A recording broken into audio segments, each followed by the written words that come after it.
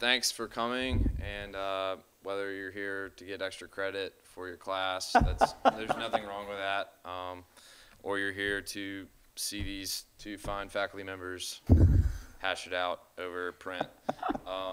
That's great as well. So let's get started. Basically, this is how it's going to work. I originally planned this to be a full debate where there'd be a lot of banter back and forth, but after realizing that both faculty members kind of are on the same page as far as print not dying. Says who? Print is dead. Okay, well now this is going to be a debate portion of our event, so just kick back and relax and enjoy the show. There'll be a 3-minute time constraint on the first response, and then the rebuttal will be 2 minutes. Right. Send the last minute tweets out. No, I'm putting my timer on. Rolex will always beat an iPhone, so. Timer will end with a ding. It's pretty understood. Okay. So, are we ready? Ready, Freddy? Go for it. I got 3 minutes. Ready? Okay. Mr. Sinevsky, do you think that magazines will exist longer than newspapers, or will they both decline together?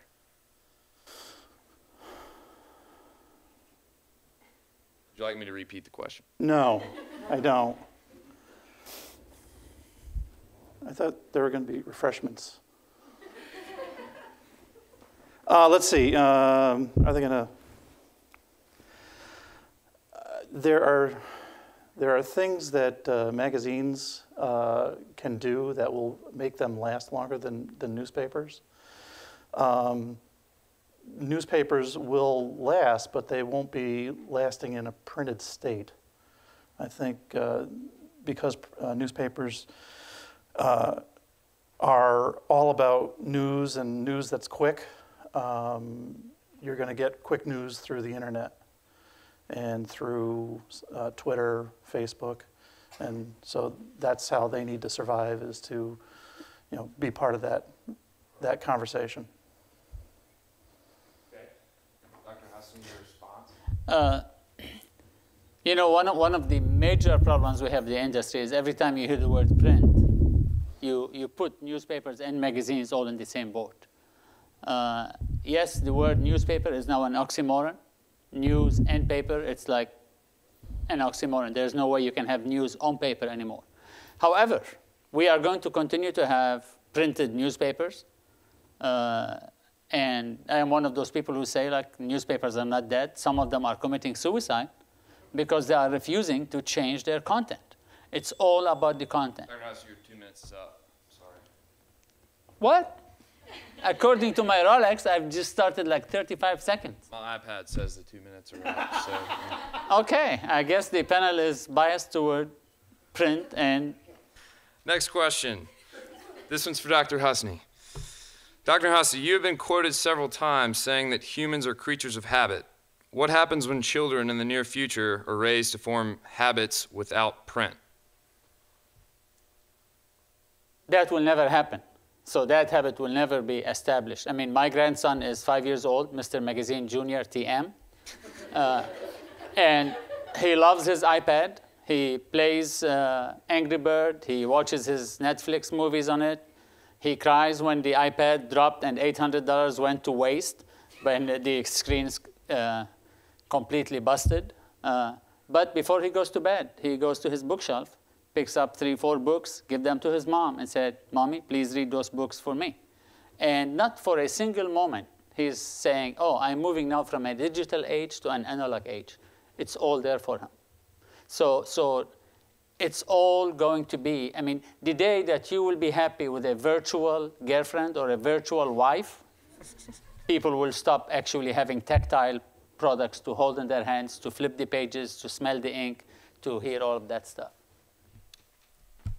Mr. Sinevsky. Well, I kind of want to put a little skew on that. They will be digital devices that are not $800, and they won't drop and they won't break. Not available. Sorry.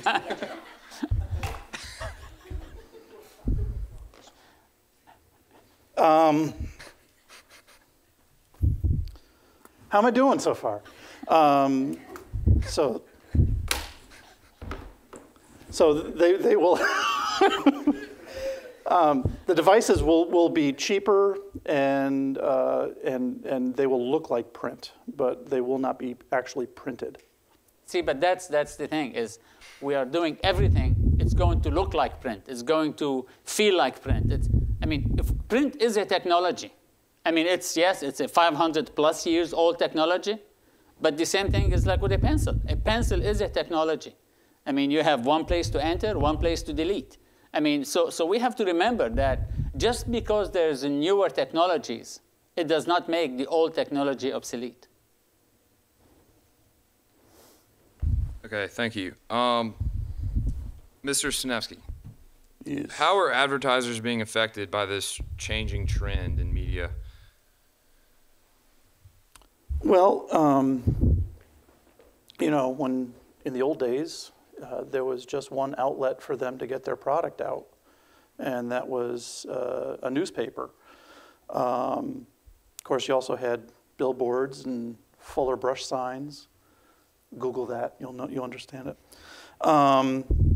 And then after print, then radio came in, and they said that print was going to die then, but the diversity of the advertising went from, it was split between print and radio, and then TV came in and they split it again. Then the internet came in and they split it again, and apps came in and they're splitting it again. So the problem that they're having is the fact that they need to figure out what medium is best for the audience that they're trying to reach. And a lot of them think that the one-size-fits-all works, but it doesn't. You have to really focus in on what your medium is and what type of audience is using that medium. Now, on the other hand, the fact that traditional print had one thing that was a downfall, and that was it wasn't really quantifiable. Where in digital, you can get analytics for who is looking at your ads, how old they are. That's why when you go into Facebook and you go down that line on the side, I have a lot of Star Wars ads down there. I don't know why, but I do. But that's the one thing where they can actually track it a little bit better and understand the audience better through the technology. Dr. Nelson, do you have a response? See, that's one of the biggest myths, is that we can track stuff much more on digital. I mean, today, two important things came up in the media. One is that companies are now learning how to stuff the digital, drive folks to digital and stuff the numbers of the traffic so they can show they have more people going there. And two, Meredith, which is one of the leading female magazine media publisher in the country. They have 100 million women subscribe to their magazines like Better Home and Gardens, Ladies Home Journal, Family Circle, more. They just released their first return on investment guarantee that they started last year to advertisers. They told advertisers, and they had 22 companies signing up, we will track and tell you whether your sales will increase at retail because of the ads in print. They found out for every dollar spent in print in magazines, returned $7.38, while for every $1 spent in digital portals is bringing in $2.12 or 13 cents.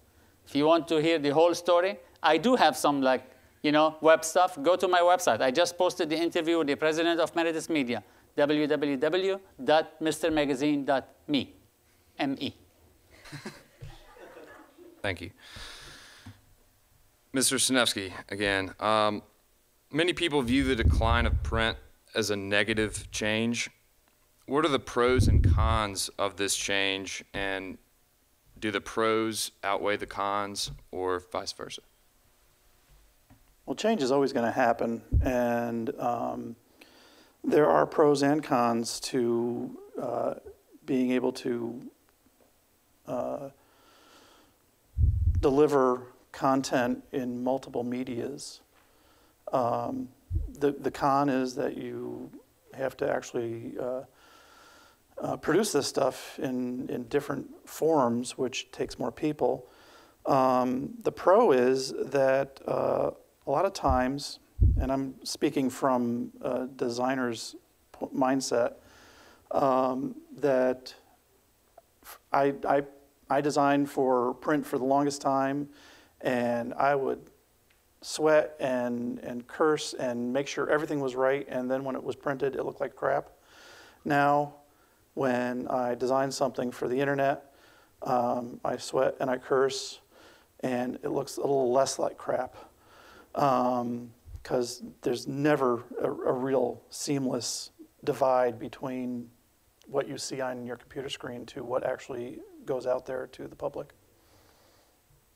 But is that really the fault of the print as a whole, or some crappy newspaper or magazine using crappy paper, cheap paper, newsprint, bad technologies? I mean, I have stuff in my office.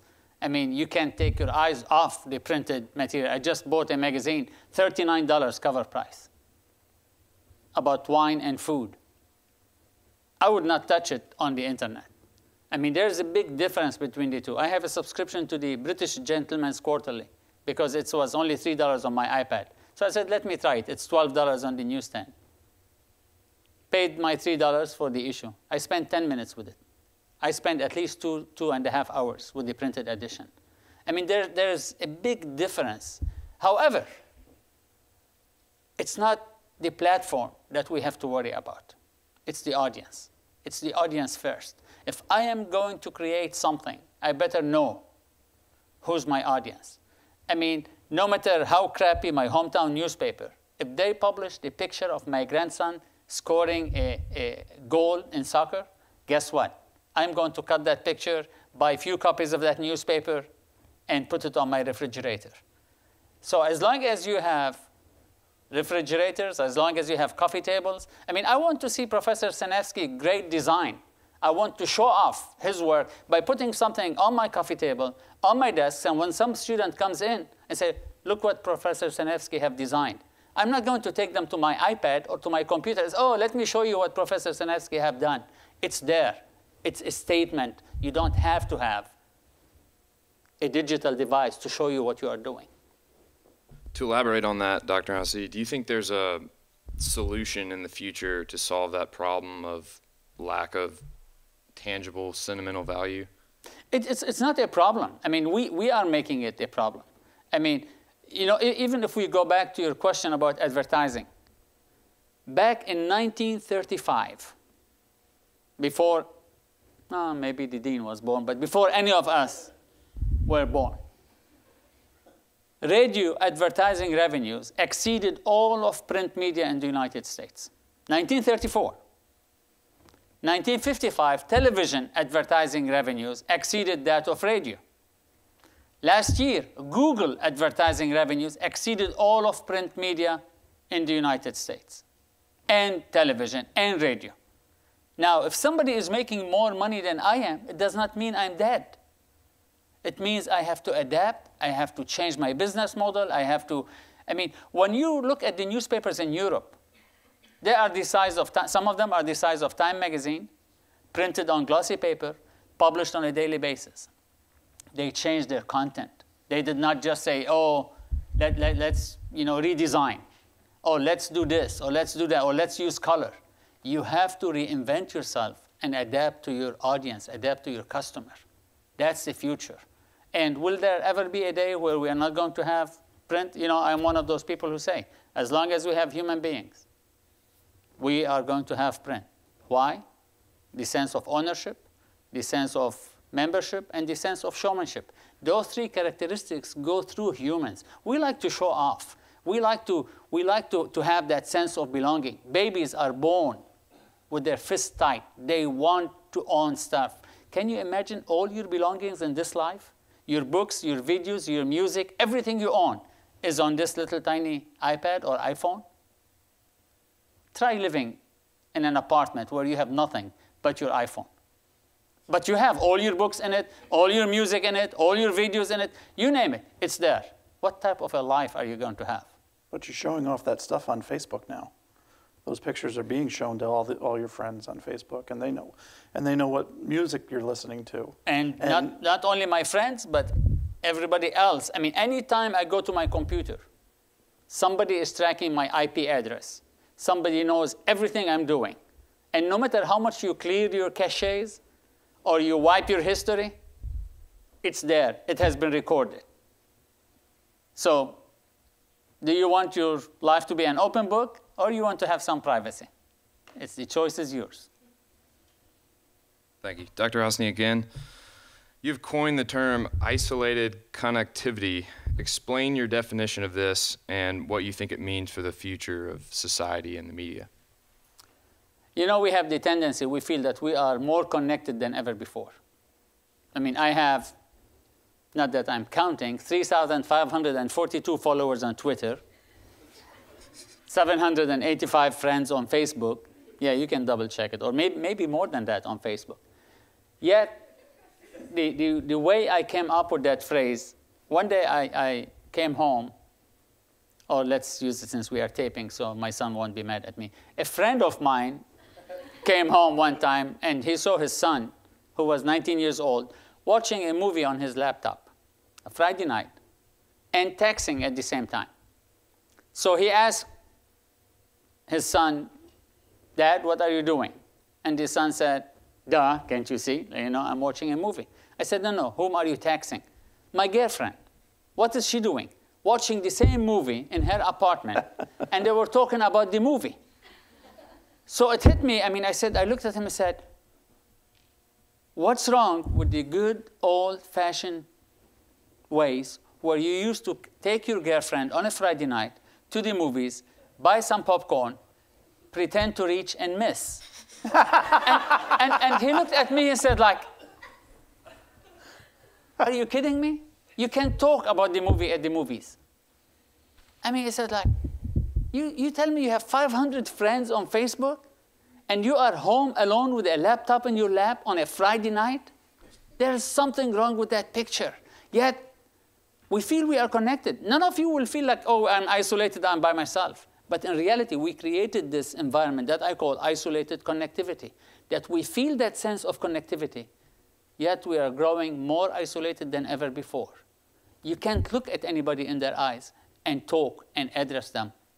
I see students leaving my class, texting each other. "Oh, that was a great lecture. Oh, Dr. Hosni is the best." And the other student is saying, "Yes, indeed." Instead of looking at each other and saying, "Hey, that was a great lecture." No, we text it now. So, Do you have anything to elaborate on that? I agree with them. I really do. I feel that there's a lot of, I have a son and a daughter who are, one's a freshman in college and one's a senior in high school, and their face is shoved in that phone as the world goes by them. And they're really missing out on a lot by having their face stuck into that digital device.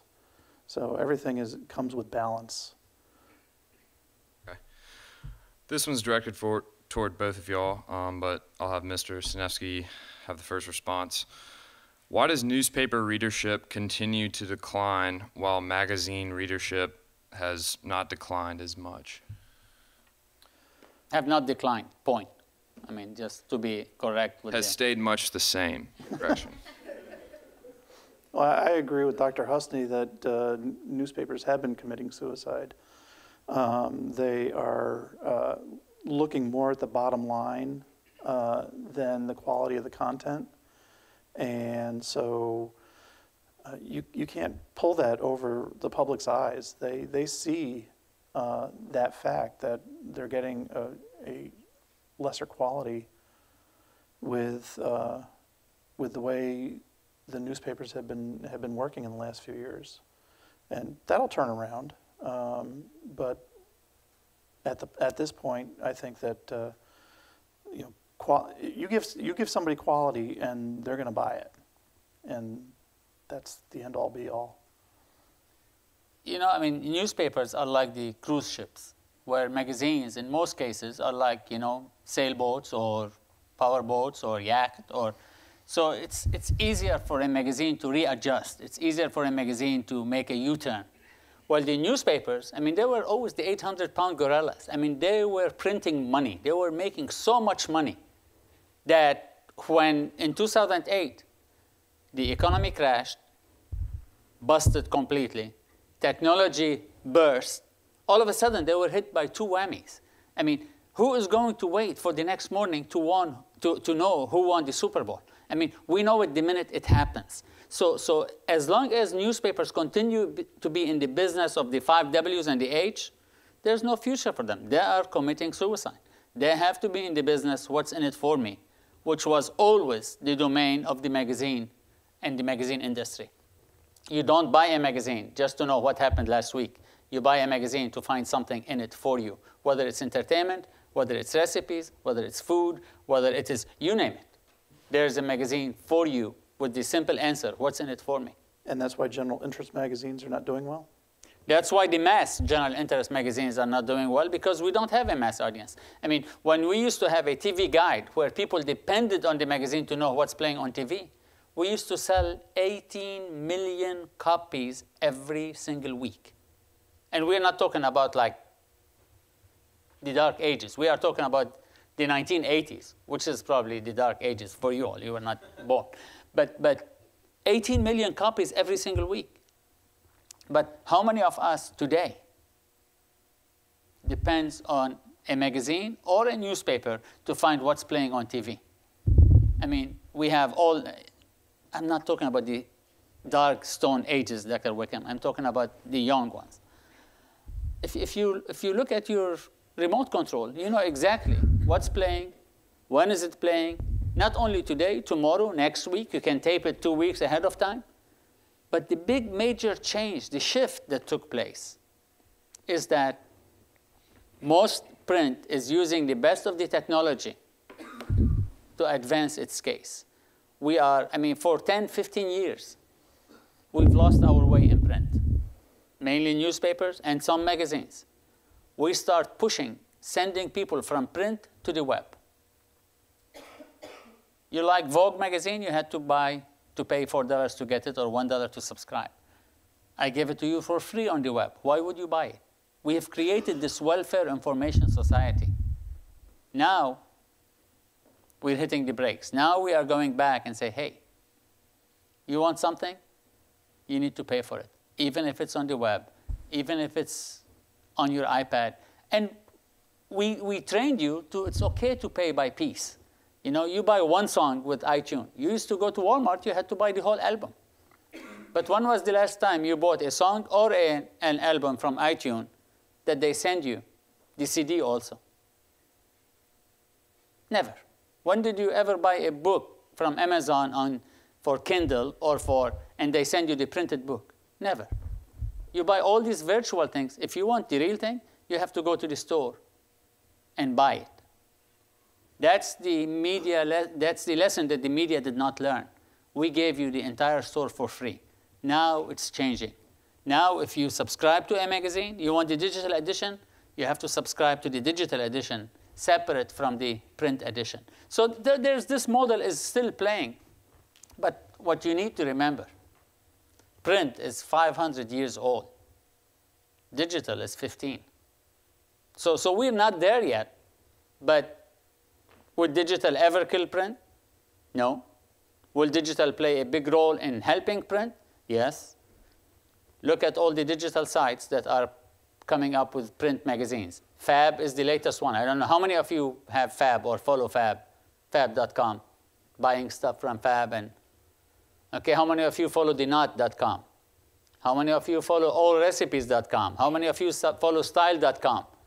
All of these .com companies have found out they want to make money. They are starting printed magazines, sending people from their website to their printed magazines. So there is a big major change taking place. But we cannot exceed the speed of you humans. You, as if we are not humans, I guess. Of the human being, and how fast can you adapt to the technology.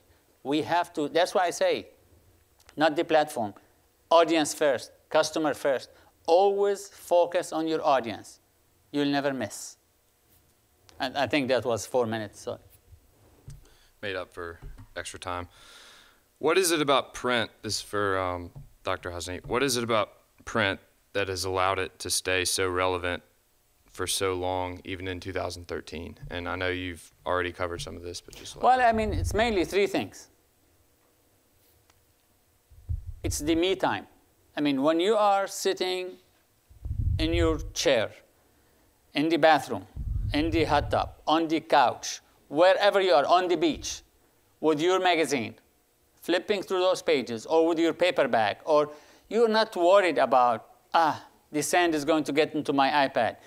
The wave is going to like mess up my laptop. I mean, it is the cheapest entertainment available, whether it is educational, instructional, informational. I mean, the cheapest thing you can ever, I mean, you can get 52 issues of Time magazines for $30. You can go to the movie theater with your friend for $30.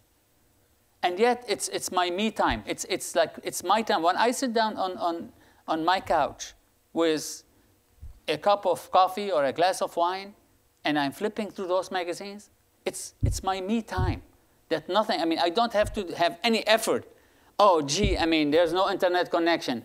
Oh, oops, it's lightning, I better turn off the, I mean, none of that is going to happen. And for such a cheap entertainment, there's no replica. There's nothing to compare to. The other 2 things is, as I said, my coffee table, I like to show off. I mean, do you think I put magazines on top of my stacks in my office just like randomly? I mean, there's a reason why I put this magazine here and this magazine here. So when somebody comes in, they say, oh, wow, you know, he's an intellectual person. When they see The Economist, and they look at the side and they see like something we can't name on TV, and they say, oh, Dr. Hosni reads that? I said, no, I just look at the pictures. But moving, and then there is your nightstand at home, where you put, I mean, if you are reading books that you don't want everybody in your community know that you read those books, like those 49 Shades of Grey. I mean, you put it on your nightstand. Or is it 50 now? I think with the inflation, they brought it up to 50 Shades of Grey. So. Elaborate. I'm sure if you were into digital publishing, you'd have a lot more room in your office.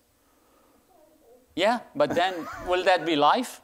I mean, I mean, do you really think that as human beings, we can survive? That was a statement, that wasn't a question.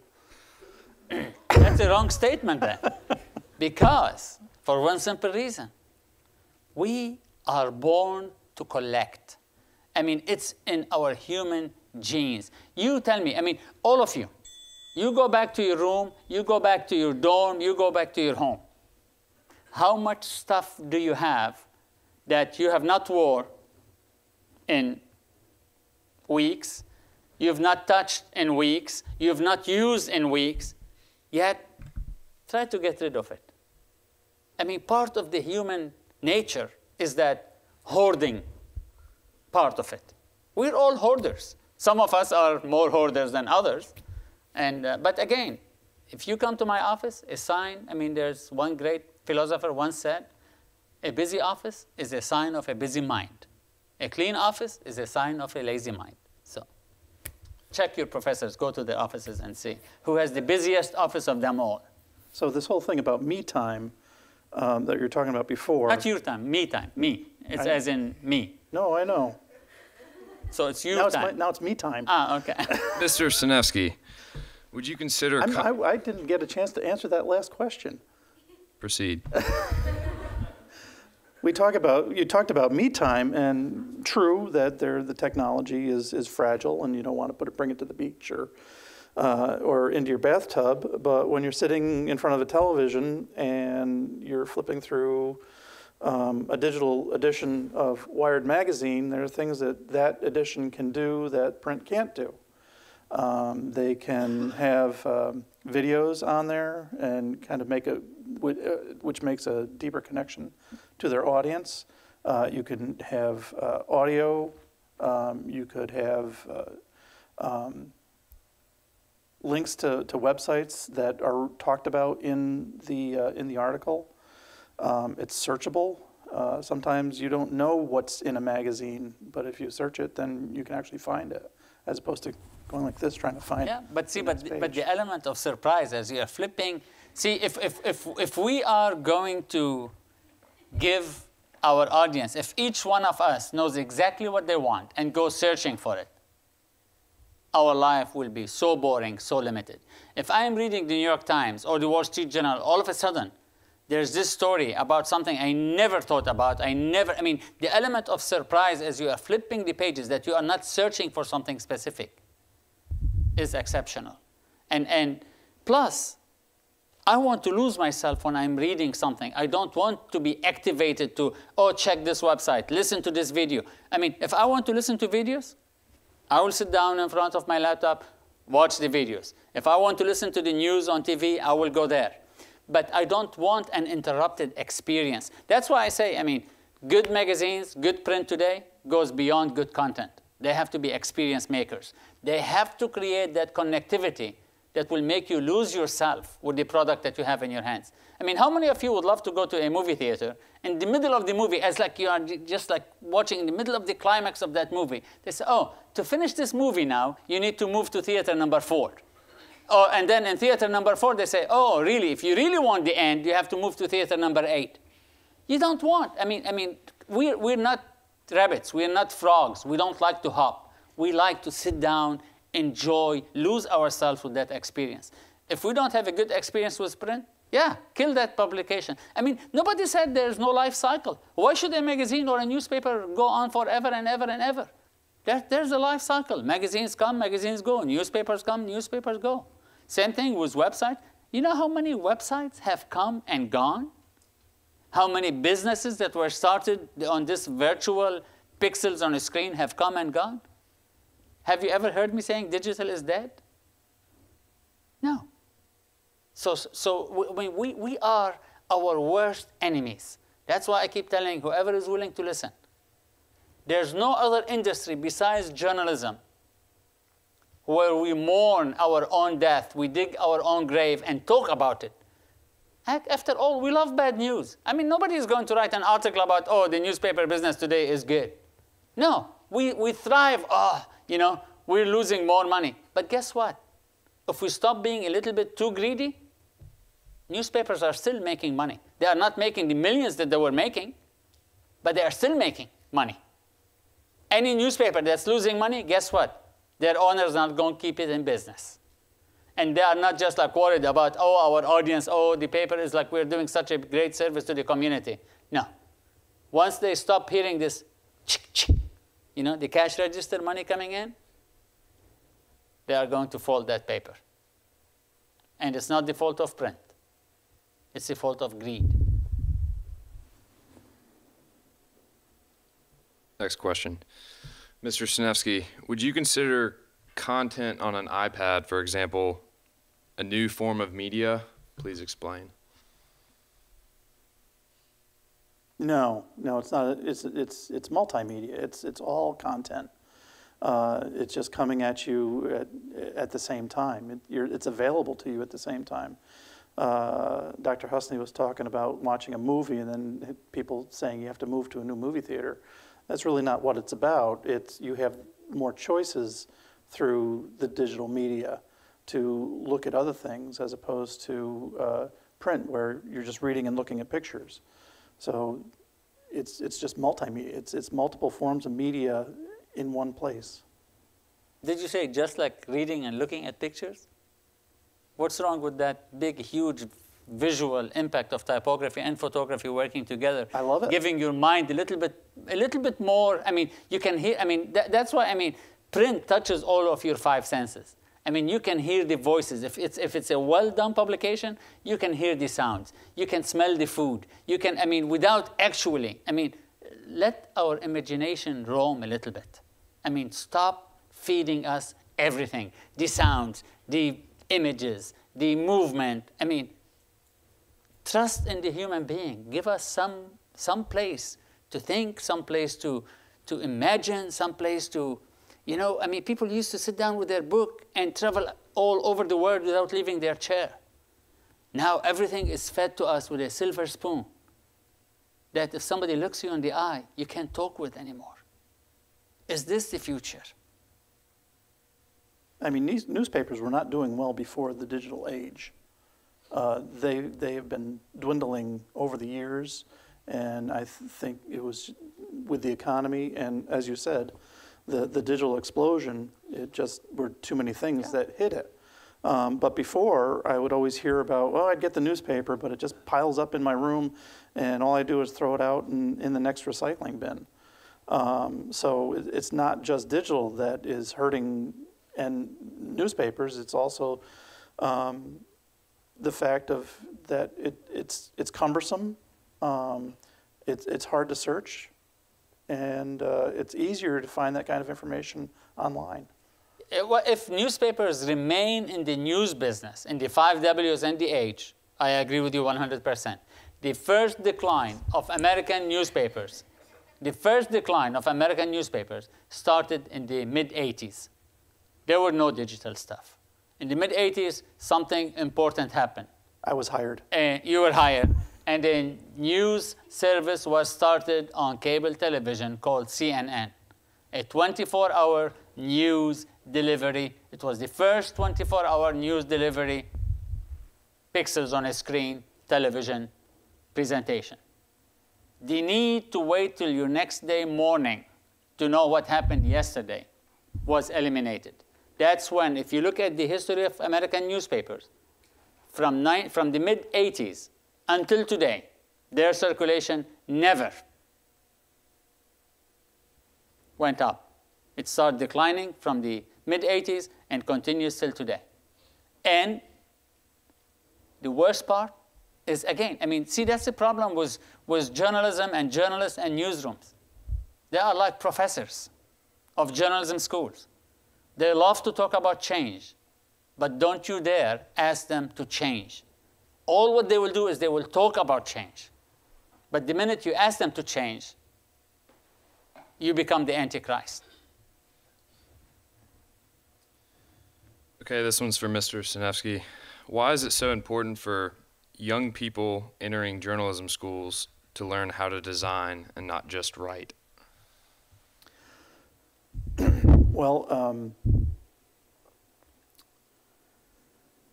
because the industry is realizing that it's not getting as much money for its product as it used to, they now need people that can wear more than one hat. And if they hire somebody that can write really well, that's good. If they can hire somebody that can design really well, that's good. If they can hire somebody that can write and design really well, they're golden, and they've got a job, and they will hire them over someone who can only do one thing really well. Do you agree with that, Dr. Husband? Well, again, it depends on the marketplace. I mean, we used 30 years ago to prepare the students to design, take pictures, write, report, because their jobs were, if they are going to go work in a community newspaper or a small town newspaper, you have to do all of the above. You have to take the pictures, you have to design the page, you name it. However, more important is that we are a visual society.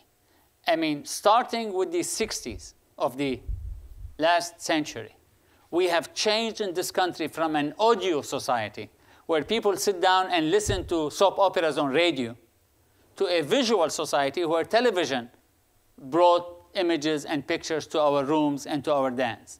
Then came cable, and all of a sudden, we started being, I mean, why do you think we have all these reality TV shows? We are voyeurs. We love to peep into somebody else And that's, I mean, and the first thing that will attract you is the color, is the images, is the, I mean, more than the words. The words you have to spend time looking at. The image, and that's one of the things that if you were one of my students or if you've ever taken any course with me, the average attention span of somebody like you is 2.5 seconds. If I can't grab you within the first 2.5 seconds, guess what? You move to something else. So copy is not going to grab you within 2.5 seconds. Design will. But here's the caveat. I always, and I am a designer. I started since age 9 doing dummying and working with stuff before I even went to journalism school. I always sacrifice design on the altar of content. Because with design, you can cheat somebody once, you can grab somebody's attention once. With content, you can hook them and bring them for seconds, thirds, and fourth. Totally agree. Yes. Okay, Dr. Hosni, how does this technology movement affect the education and curriculum of journalism departments today? It's like a sword with two edges. You know, Dean Mitchell asked me to teach a week from the Journalism 101 this semester. All the students are coming to the classroom. They scan their ID. You don't even have to call their names, not even once.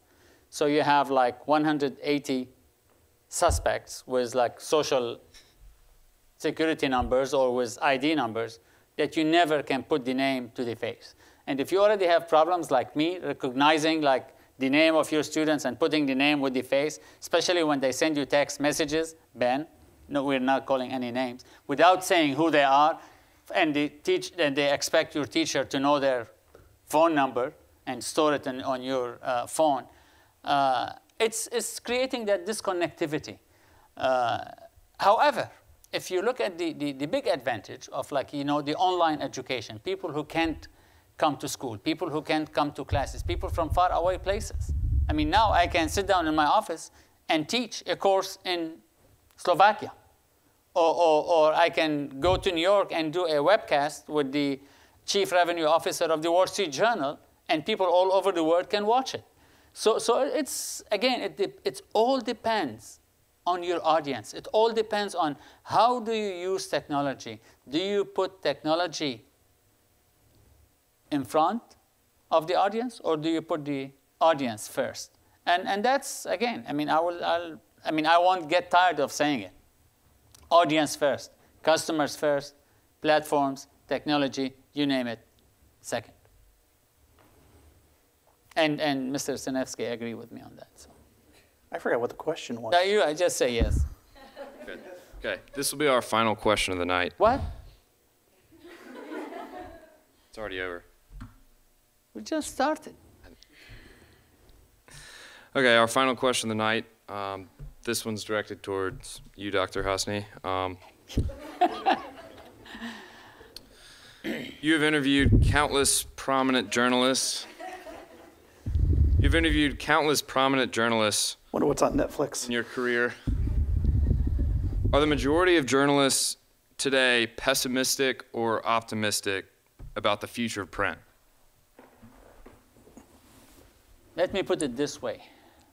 If you are in journalism as a whole, and if you are in print and in magazines,